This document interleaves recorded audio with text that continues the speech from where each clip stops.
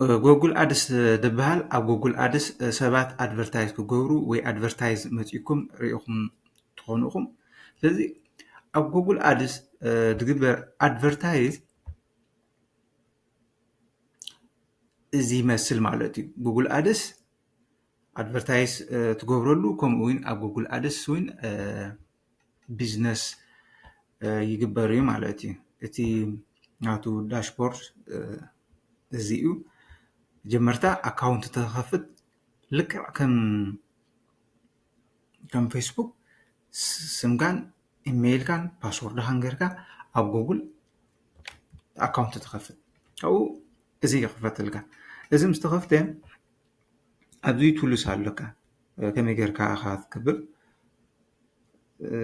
ናይ ፔይመንት ሜቶድ ኣሎ ብሎ ከመይ ጌርካ ፔይ ትገብር መጀመርታ ክትከፍል ኣለካ ናይ ኣድቨርታይዝካ ክትከፍል ክትክእል ኣለካ። ኣብዚ ካርድኻ ትእትዎ ማለት እዩ። ካርድኻ ቪዛ ይኹን ማስተር ካርድ ኣብዚ ትእቱ ማለት እዩ። ኣብዚ ንሰእተኻዮ ሴቭ ትገብሮ። ሴቭ ምስ ገበርካ እቲ ናይ ኣድቨርታይዝ መስርሕ ይጅምር። ካልኦት መውዝጡ እንድሕር ቢዝነስ ትገብር ኮንካ ወይ ናትካ ኣካውንት ገንዘብ ትራንስፈር ክትገብር ተደሊኻ ወይ ኣብዚ ኣለካ ማለት እዩ።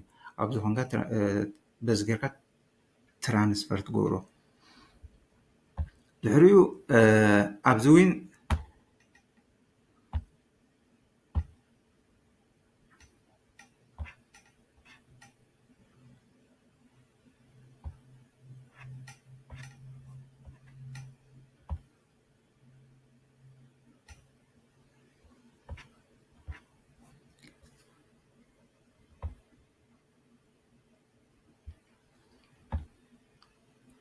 እቲ ናትካ ኣድቨርታይዝ ከመይ ጌርካ ኣድቨርታይዝ ክትገብር ትደሊ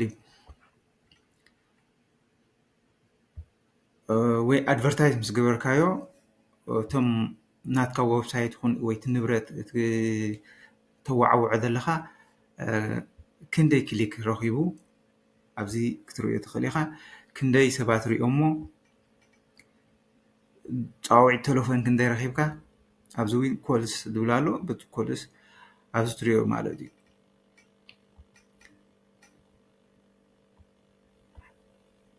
ሎኬሽን እውን ኣለካ ማለት እዩ።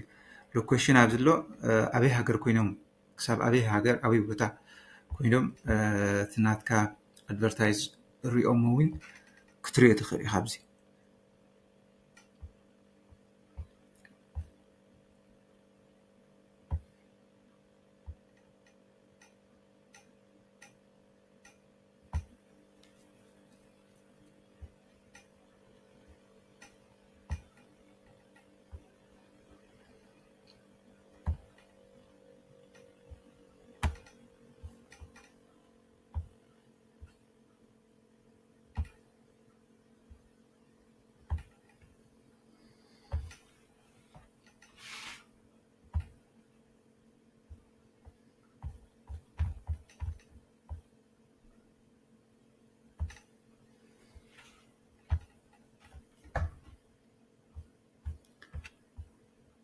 እዚ ኣብ ጉግል ኣድስ ትግበር ኣድቨርታይዝ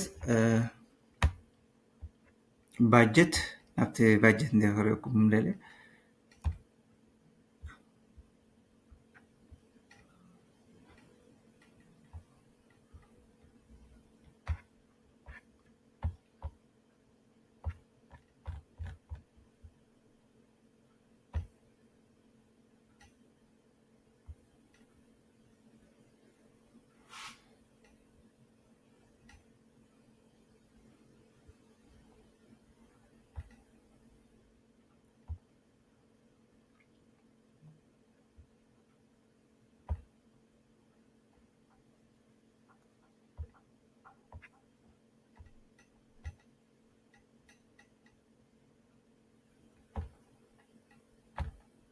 ሰናይ ባጀት ኣብዚ ኣቲኻ ክትረኽበን ትኽእል ኢኻ ማለት እዩ።